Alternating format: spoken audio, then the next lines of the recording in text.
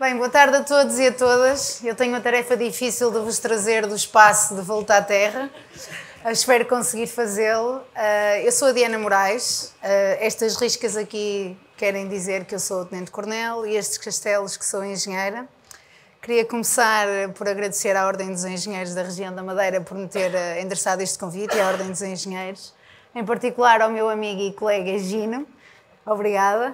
É para mim um gosto muito grande estar aqui e partilhar este palco com oradores e oradoras fantásticas como temos visto e ouvido até agora.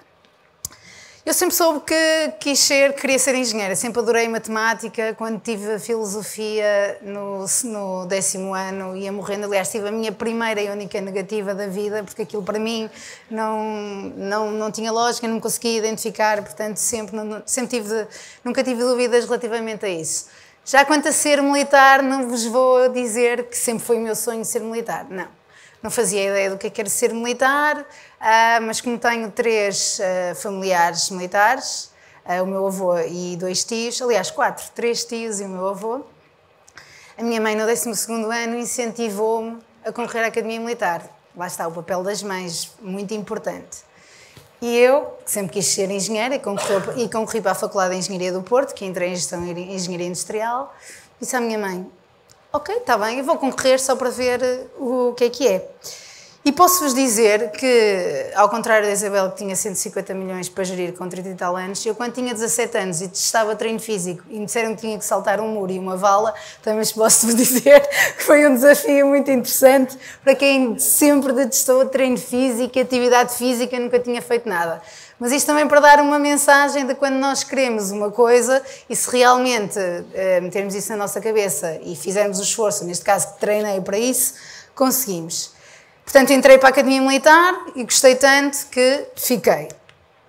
Fiquei e nos primeiros anos da minha carreira, como engenheira, fiz aquilo que um militar faz.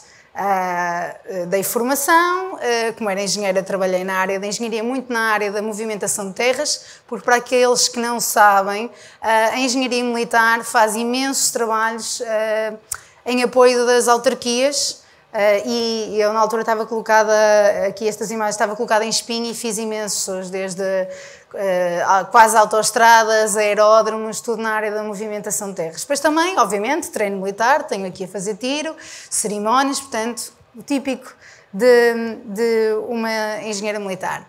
Mas sempre achei curioso, desde que decidi ir para a academia, e obviamente mantive o meu grupo de amigos civis e pessoas que ia conhecendo, quando eu dizia às pessoas que era militar, a frase que eu ouvia mais vezes era esta: não pareces nada militar.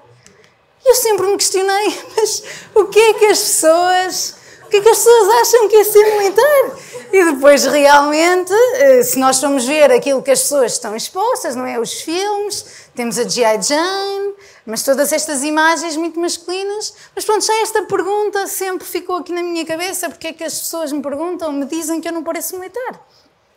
Entretanto, segui a minha carreira e em 2009, 2010 fui fazer uma missão das Nações Unidas no Líbano. Foi uma experiência mesmo muito interessante. Eu era comandante de companhia, portanto tinha 80 pessoas no Líbano sob a minha responsabilidade e Portugal tinha uma companhia de engenharia lá e o que nós fazíamos eram trabalhos de engenharia, nós dizemos construções horizontais, ou seja, mais na movimentação de terras, e construções verticais, muito trabalhos de proteção da força, construir bunkers, muros, da proteção das outras unidades estavam lá das Nações Unidas. E aqui foi a primeira vez que eu também comecei a pensar que realmente isto de ser mulher ou ser homem, neste caso específico de um teatro de operações, não é bem a mesma coisa.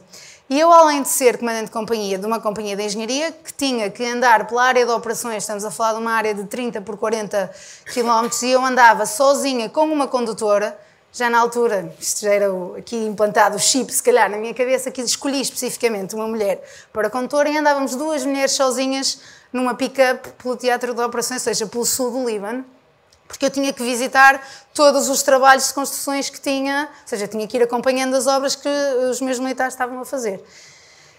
E posso-vos dizer o que é que eu senti, que realmente o facto de ser mulher, a maneira como era recebida, quer pela população ou até pelos presidentes de Câmara, porque também íamos muitas vezes falar pelos presidentes de Câmara e que eram todos homens e muitos deles muçulmanos, fui sempre muito bem recebida. E também foi interessante, não só o facto de ser mulher, mas aqui no Líbano também percebi que o país onde nascemos também tem muita influência, porque, por exemplo, obviamente eu portuguesa, andei sempre à vontade pelo teatro de operações, mas, por exemplo, se fosse francesa, quase já não podia fazer. Os franceses eram apedrejados, porque o Líbano tinha sido uma colónia francesa, assim como os turcos, que também tinham uma companhia de engenharia no Líbano, e estavam, um dos trabalhos que nós tínhamos, que também foi muito interessante, era construirmos maciços de botão, que depois punhamos uma espécie de um barril, um alter gigante azul bebé das Nações Unidas, que era para marcar aquela que se chama a Blue Line, que era mais ou menos a fronteira acordada entre Israel e Líbano, e esse trabalho era para os engenheiros também na missão, e os turcos eram muitas vezes alvos de tiros do lado do Israel, e portanto nós portugueses a primeira coisa que fazíamos quando estávamos junto à fronteira com os tiros barris era pôr a bandeira de Portugal, para toda a gente saber que éramos portugueses, e então já não tínhamos problemas. Também foi no Líbano que eu ouvi falar pela primeira vez com colegas minhas de outros países da resolução do Conselho de Segurança das Nações Unidas 1325, que esta resolução, portanto eu fui em 2010, esta resolução tinha sido aprovada no ano 2000 e que veio pela primeira vez o Conselho de Segurança das Nações Unidas destacar qual é que é o papel das mulheres na prevenção e resolução dos conflitos, ou seja, que as mulheres devem ter um papel ativo na prevenção e na resolução dos conflitos. Entretanto, regressei do Líbano, vim para Lisboa. Esqueci de uma coisa muito importante, é que eu sou minhota também. Isto é um fator muito importante. Portanto, estava no Norte, decidi vir para Lisboa, com muita pena minha, e estive a trabalhar mais 5 anos na área de projeto dentro do Exército, na Direção de Infraestruturas do Exército e fiscalização de obra. Mas depois fui em 2015, 14-15, fazer o curso de Estado-Maior, que é uma pós-graduação em Segurança e Defesa e que para nós militares é muito importante. Basicamente, hoje em dia faz a diferença de quem pode ser general e quem não é general. E no curso de Estado-Maior tínhamos que fazer um trabalho de investigação, uma mini-tese, vamos lhe chamar assim. E já existiam temas pré-estabelecidos que nós poderíamos escolher, temas que são de interesse para o Exército que nós investigamos. E eu não ia escolher o tema que escolhi, mas um colega meu disse-me: Diana, isto é a tua cara, tens de fazer um trabalho sobre isto. Qual era o tema? Integração da perspectiva de género nas operações militares.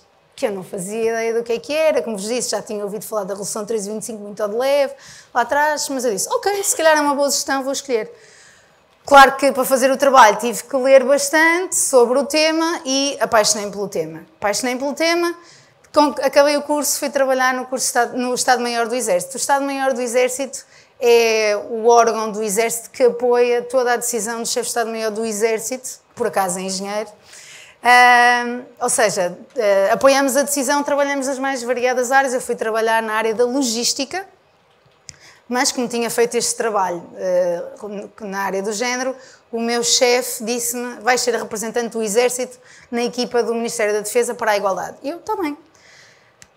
E então, a partir daí, cada vez me interessei mais pelo tema e descobri que a NATO tinha um comitê que tinha sido criado em 1976, vêm ali aquelas senhoras. Em 1976, a NATO criou um comitê que se chamava Committee of Women in NATO Forces, que em 76 foi criado com as Forças Armadas dos países da Aliança, que já tinham mulheres nas fileiras, e foi para promover o recrutamento e retenção das mulheres nas Forças Armadas, porque havia muitos países da Aliança, o caso de Portugal, que ainda não tinham mulheres nas Forças Armadas. E eu soube deste comitê e em 2016 consegui arranjar maneira de ir como participante ao quartel-general da NATO, ao comitê.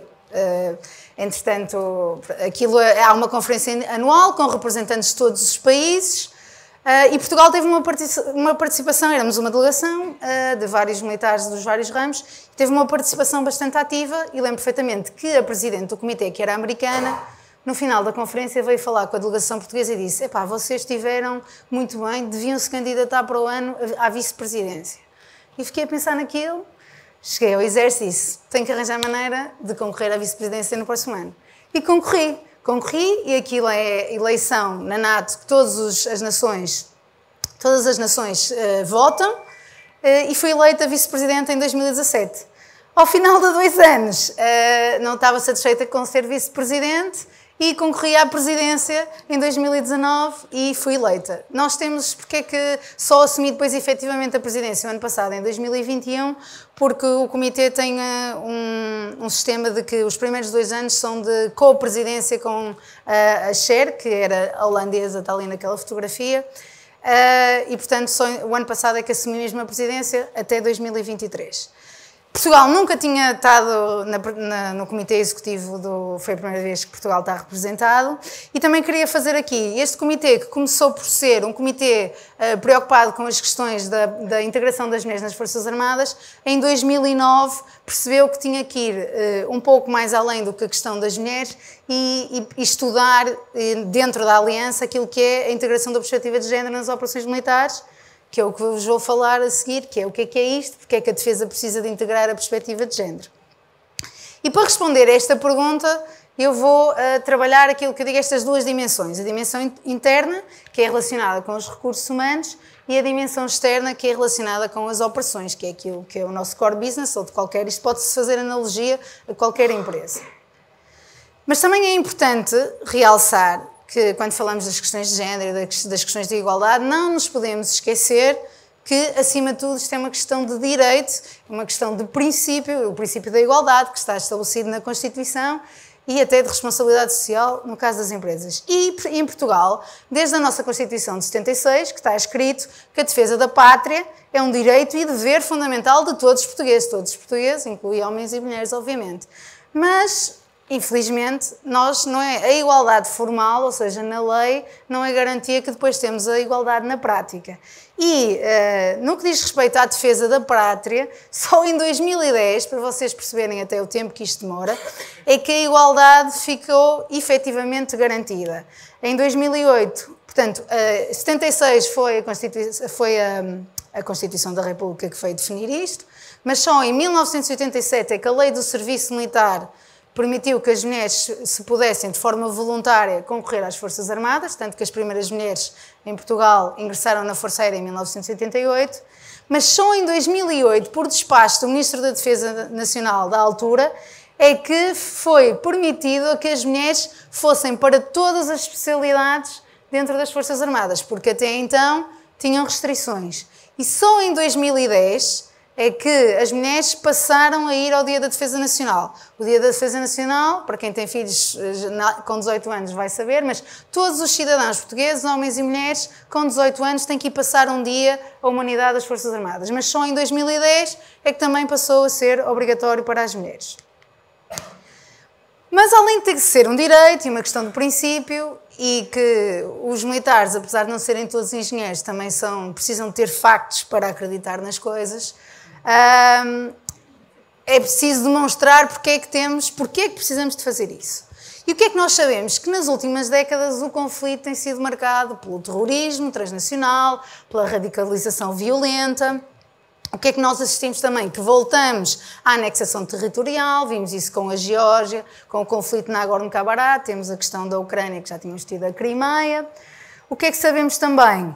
Que a NATO identificou 2 novos domínios das operações, ou seja, do antecedente, quando pensávamos em operações militares, pensávamos que elas só aconteciam em 3 espaços, na terra, no ar e no mar.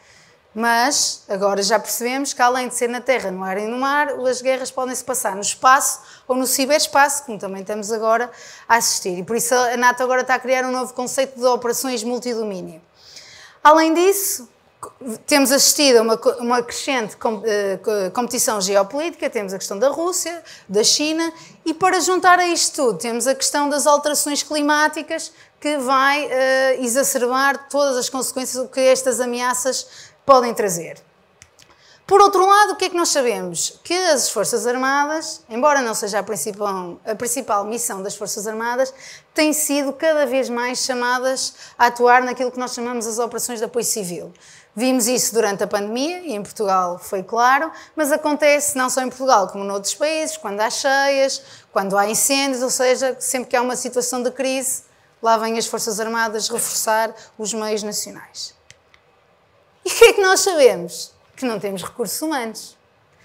Este problema, posso-vos dizer que não é um problema nacional, é um problema de praticamente todos os países da NATO que não têm serviço militar obrigatório. Toda a gente tem problemas com o recrutamento. E o que é que sabemos especificamente em Portugal? O Ministério da Defesa Nacional fez um estudo em 2020 aos jovens, precisamente rapazes e raparigas que vão ao Dia da Defesa Nacional, para perceber qual é que é a predisposição para ingressarem nas Forças Armadas. E como vocês podem ver, embora a das raparigas, que é a linha tipicamente, uso aqui rosa e azul, mesmo muito estereotipado, a linha rosa, apesar das raparigas terem um pouco menos predisposição para ingressar nas Forças Armadas, cada vez se tem aproximado mais da predisposição dos rapazes. E o que é que nós sabemos? Que a população mundial, cerca de 50% são mulheres e 50% são homens. Portanto, se nós temos falta de recursos humanos, se 50% da população recrutável são mulheres, eu acho que as Forças Armadas não se podem dar ao luxo de estar a perder estes 50%, porque precisamos dele. Portanto, temos que desenvolver estratégias para recrutar mais mulheres. Continuar a recrutar homens, mas temos que recrutar mais mulheres porque precisamos. Mas agora vou-vos fazer uma série de perguntas, até reflexões. Primeiro vamos aos números. Isto são dados da NATO, que os últimos dados que temos disponíveis são de 2019, mas vocês veem que em 20 anos, nas Forças Armadas da Aliança, as mulheres aumentaram 6%. 20 anos, 6%. Portugal, em 2019, tinha 12% de mulheres, que está na média da NATO, agora estamos com 13%, os dados atuais temos 13% de mulheres, e o país que tem mais mulheres é a Hungria, que tem 20%. Mas importa, e o caso da Hungria é efetivamente o que acontece, não podemos olhar para os números de uma forma crua. E por isso é que eu vos trago aqui a questão das áreas operacionais. Por exemplo, a Hungria tem 20% de mulheres, mas se formos ver onde é que essas mulheres estão quase todas na área da saúde ou do apoio de serviço, ou seja, nas áreas que apoiam as áreas operacionais. E este é o caso, isto também vem do relatório da NATO, o caso de Portugal, em que se nós analisarmos os 3 ramos, Marinha, Força Aérea e Exército, em que estas são as áreas operacionais, vocês veem os números. Caso crítico, Força Aérea, que até é o ramo de Portugal, o ramo das Forças Armadas, que tem mais mulheres, tem 18% de mulheres atualmente, o que é muito bom. Quando vamos ver os pilotos, são 3%. Se formos ao Exército, são as armas, também vem infantaria, que é aquela pura e dura, tipicamente militar, temos 2% de mulheres. E na Marinha somos a submarinos, aos marinos, que é os fuzileiros. Nos fuzileiros não temos mulheres, nas operações especiais não temos mulheres. Portanto, nas áreas mais operacionais não temos mulheres. Quais é que são as consequências disto? Primeiro, no regulamento, ou seja, nós temos um estatuto próprio, os militares, e está definido que para se chegar a general, ou por exemplo, chefe de Estado-Maior do Exército, tem que se ser da área operacional. Eu costumo brincar a dizer que sou engenheira, portanto posso ser chefe de Estado-Maior, mas se fosse da administração militar já não podia ser. Que são as áreas, portanto, se nós temos as mulheres nessas áreas, dificilmente vamos ter mais mulheres nas chefias ou na liderança das Forças Armadas. Por outro lado, quando falamos em missões ou em operações, também as especialidades que nós precisamos mais é das áreas operacionais. Portanto, nós não conseguimos ter mais mulheres nas missões e nas operações porque elas não têm essas especialidades. Portanto, várias consequências aqui na escolha da especialidade que as mulheres escolhem. Depois uma questão muito importante é porquê que não temos mais mulheres? As 3 imagens de cima são imagens das redes sociais das Forças Armadas. E eu não acredito que nenhuma jovem que olhe para esta imagem, já para não falar da linguagem, se sinta motivada a vir para as Forças Armadas. Depois o que é que temos em baixo? Do lado direito vocês têm o Comitê Militar da União Europeia, que não tem nenhuma mulher, portanto, o Comitê Militar é um representante militar de cada Estado-membro da União Europeia, e na NATO, por acaso, já temos uma mulher no Comitê Militar da NATO, que é uma norueguesa, uma general norueguesa, mas do lado esquerdo vocês têm as chefias militares da NATO, que são todos homens. Portanto, isto é as imagens com que nós somos inundados. Eu, quando vou a uma reunião, normalmente sou a única mulher na sala. Quando fui para o Estado-Maior, era a única oficial no Estado-Maior. Nem sequer isto, estamos a falar há 7 anos atrás, não havia casas de banho para mulheres, porque nunca tinha estado nenhuma mulher lá, e estamos a falar em 2015.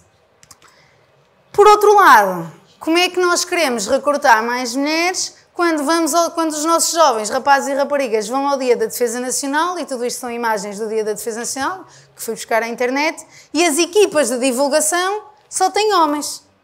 Portanto, quer dizer, nós temos 50% de raparigas lá, mas depois se elas só veem homens na interação, vão pensar, epá, isto é uma profissão que não é para mim, isto não é um ambiente que seja para mim.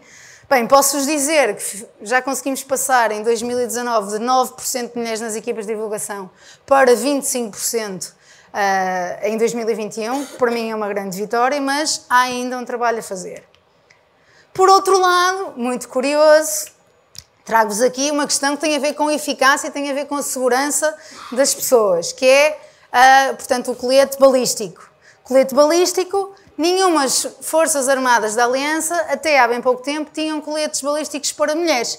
E como vocês imaginam, o corpo das mulheres é diferente do corpo dos homens, imaginem quanto incómodo pode ser vestir um colete balístico que não foi desenhado para uma mulher, na questão do peito.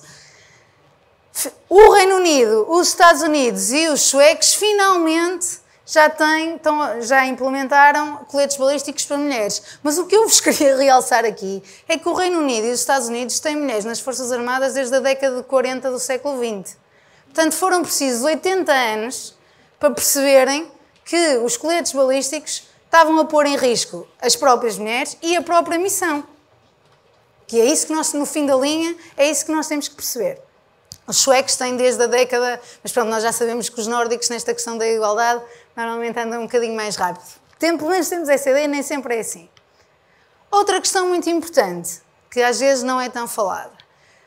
Estes são ambientes, as Forças Armadas continuam a ser instituições dominadas por homens, muito masculinas, estamos a falar de 13% de mulheres, e às vezes são ambientes que são hostis para as mulheres. Temos a questão do assédio, trago-vos aqui várias situações, Alemanha, Reino Unido, Estados Unidos, Canadá foi um grande escândalo, teve 11 generais, portanto, a liderança de todas as Forças Armadas envolvida em escândalos de assédio, tanto que o ano passado o Primeiro-Ministro, a Ministra da Defesa e o Chefe de Estado-Maior-General das Forças Armadas vieram publicamente pedir desculpa à população do Canadá pelo que se estava a passar nas Forças Armadas. Portanto, esta questão também é um problema e que também tem que ser trabalhada. Posso-vos dizer que o Ministério da Defesa Nacional implementou o ano passado a Unidade de Prevenção do Assédio, que é um mecanismo independente em que todas as pessoas da defesa podem fazer denúncias sem ser pela cadeia hierárquica. Portanto, existem aqui uma série de fatores que se calhar estão a influenciar que nós não consigamos atrair e recrutar mais mulheres. Mas eu também vos gostava de lembrar que as Forças Armadas estão dentro da sociedade e, no fundo, são um reflexo da sociedade. E o que é que eu fui buscar? Fui buscar aos dados da Pordata o número de mulheres diplomadas em Portugal por área de educação. E onde é que nós temos as mulheres? Provavelmente vocês já sabiam isto. É nas Ciências Sociais, Comércio e Direito, a linha amarela, e na Saúde e Proteção Social. E depois eu gosto muito de uma frase que também ouço muitas vezes, que é quando me dizem assim, mas nós não temos mais mulheres nas Forças Armadas porque elas não querem vir para as Forças Armadas. Pois, mas se pensarmos em todos os fatores e todas as que influenciam esta decisão das mulheres não virem para as Forças Armadas, nós começamos a perceber que as escolhas não são livres. Já falamos muito disto, mas basta analisarmos os brinquedos que são normalmente para os rapazes e aqueles que são para as raparigas, e a verdade é que nós, rapazes e meninos e meninas, são desde pequenos influenciados por vários estímulos que estão a condicionar as nossas escolhas. Portanto, estas escolhas não são livres. Mas há outra questão, além desta questão, portanto, que vos falei até agora, que foi da dimensão interna e muito relacionada com os recursos humanos, a questão que é mais importante, que é, pelo menos para nós militares, a parte das operações, o nosso core business. E nós, quando pensamos nos conflitos, temos tendência, e estamos a ver isso na Ucrânia, vemos na Ucrânia que a maior parte dos deslocados, ou seja, 90% são mulheres. Se eu vos perguntasse qual era o papel das mulheres neste conflito, vocês iam dizer que as mulheres são as principais vítimas, e não deixa de ser verdade. São elas que têm que deixar os maridos para trás, ir para um país diferente, com os filhos, sem nada, deixarem tudo para trás. A Rússia tem utilizado a violência sexual como uma tática de guerra, porque isso acontece, já aconteceu na Guerra dos Balcãs, porque a questão da violência sexual é uma tática em que sentido? Porque é extremamente humilhante, duradoura, porque não é naquele momento, vai afetar toda uma geração. Aliás, quem já esteve nos Balcãs e foi na década de 90, percebe que isto ainda é um assunto muito sensível e muito difícil de se falar. Por outro lado, o que é que nós vemos? Portanto, vemos as mulheres a fugir, as vítimas, vocês veem aqui nas imagens, e o que é que vemos? Mesas de negociações, vem alguma mulher? Nenhuma. Vemos quem é que está no poder, quem é que toma as decisões, vemos os homens a terem que ficar, fruto da lei marcial, e a defender o país.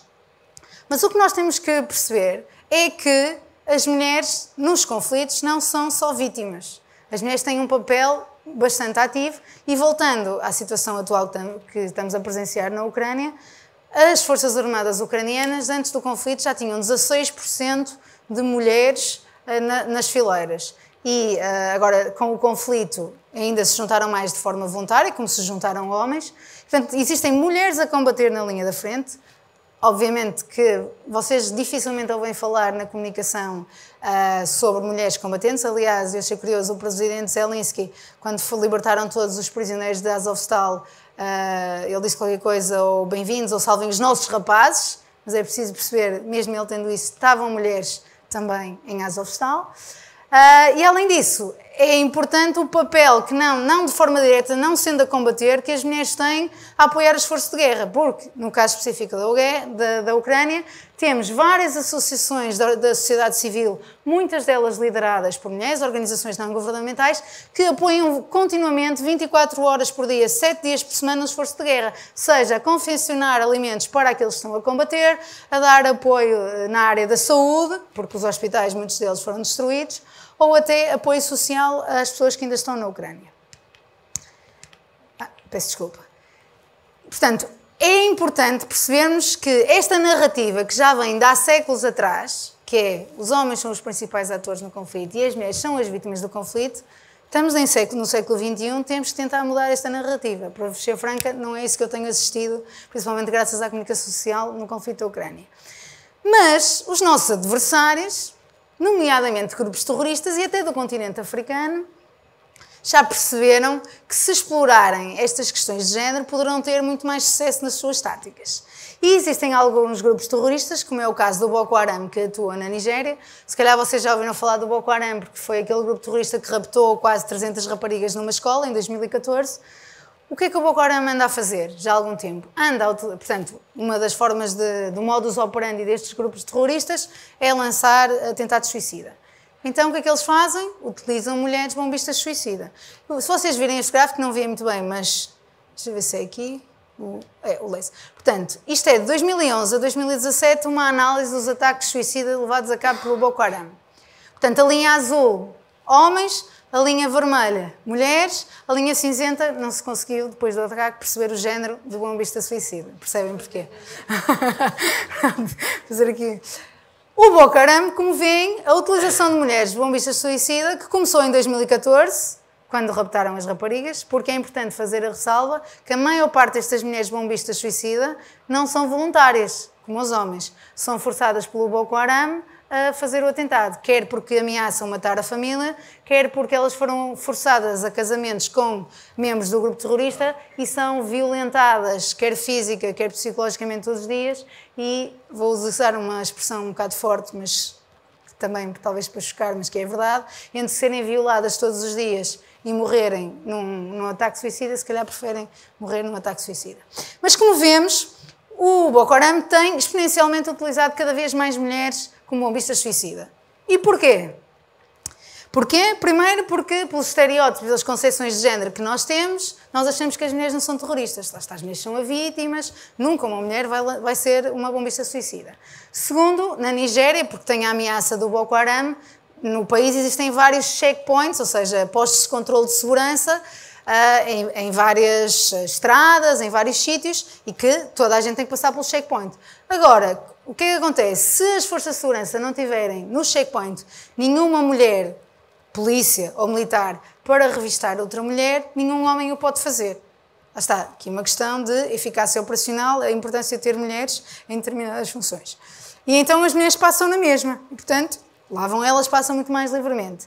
E ainda há mais uma vantagem, do ponto de vista do Boko Haram, obviamente, em utilizar mulheres.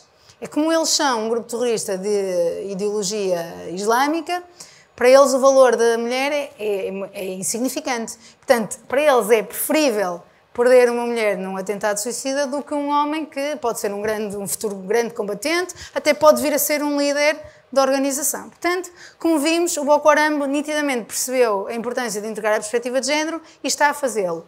Há outros grupos terroristas, como o Al-Shabaab na Somália, ou até o próprio ISIS, Estado Islâmico, que utiliza as mulheres não em papéis ativos, ou seja, como bombistas suicida, mas em papéis um pouco mais indiretos, que é, por exemplo, no recrutamento e no financiamento. Porquê?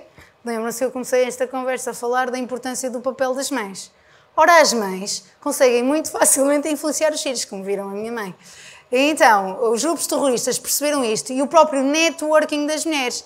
As mulheres falam com as outras mães, falam com as tias, falam com as avós, podem ainda influenciar os maridos e, portanto, em termos de recrutamento e de conseguir financiamento para o grupo terrorista, são muito mais eficazes. E os grupos terroristas perceberam isto e têm feito isso. Outro adversário nosso, agora falando especificamente da Rússia. O que é que a Rússia tem sido muito forte? Em campanhas de desinformação. O que é que a Rússia tem feito e já o fazia mesmo antes do conflito com as tropas da NATO que estavam a fazer dissuasão no flanco leste? Utilizava, primeiro, desinformação, aconteceram vários casos na Lituânia, na Roménia, desinformação a dizer que os soldados da NATO violavam raparigas locais ou que exploravam redes de tráfico sexual. Portanto, foi um grande problema que tiveram. Tudo campanhas de desinformação da Rússia. Outras ações da Rússia, através do Tinder e do Facebook. Utilizando robôs, conseguem interagir com soldados da NATO, não vou falar aqui de nações, mas que facilmente conseguem chegar à localização dos militares, perceber quais são as manobras militares e até conseguiram, há casos reportados disso, que os militares abandonassem o seu posto, ou seja, se estavam a montar segurança, por exemplo, abandonaram porque supostamente iam ter um encontro com alguém que tinham comunicado no Tinder. Por outro lado, o que a Rússia também tem feito? As campanhas de desinformação são muito sexualizadas. Porquê? Porque criam emoções muito fortes e tornam as campanhas de desinformação muito mais eficazes. Mas isso, eu estou a falar da Rússia, obviamente que a Ucrânia também tem trabalhado estas questões. E o que é que a Rússia também tem insinuado? Que isto provoca a degradação moral, que as mulheres ucranianas, quando saem do país, que estão a abandonar os seus maridos ucranianos, que vão arranjar outros parceiros nos países quando vão. Agora, imaginem para os militares ou para aqueles homens ucranianos que tiveram que ficar a defender, que tiveram que deixar ver partir os filhos e as mulheres, ainda verem notícias destas, como é que isto em termos de moral funciona. Portanto, o que é que eu quero provar? Que os nossos adversários estão a fazê-lo. Portanto, é importante que nós, e aqui entenda-se aliança, integre esta dimensão e quando estamos a preparar as nossas missões, quando estamos a analisar, temos que perceber duas coisas. Primeiro é que não podemos falar de população, porque a população são homens, mulheres, rapazes e raparigas e as ameaças que estas pessoas são sujeitas, como eu já sei no caso da Ucrânia, são diferentes. E se, por exemplo, a nossa missão é proteger essa população, se nós não percebemos que elas têm ameaças à sua segurança diferentes, não vamos estar a ser eficazes. Por outro lado, é perceber como é que homens, mulheres, rapazes e raparigas influenciam o nosso ambiente estratégico, o nosso ambiente operacional e de que forma é que essas pessoas se podem constituir como uma ameaça ao nosso trabalho. E por isso, mensagem final é que a integração da perspectiva de género, no caso específico da defesa, mas para mim, eu agora tudo o que vejo, parece que agora tenho umas lentes ou um chip do género na minha cabeça e quando vejo aqui um painel da manhã a dizer os oradores, e só houve oradoras no painel da manhã, já fico. Mas a mensagem mais importante, e isto como eu disse, isto aplica-se à defesa, mas aplica-se a qualquer empresa, independentemente de qual é o produto final dessa empresa. Esta análise que nós temos de fazer de qual é que é o nosso target, qual é que é a nossa audiência, detalhada, perceber quais são os interesses, e de certeza que vocês já fazem isso, tem que ser feita porque vai contribuir para a nossa eficácia, ou seja, para termos um produto melhor. Portanto, e com isso termino e passo a palavra a outro minhoto, isto é o domínio do Minho hoje, ao Mário. Muito bem.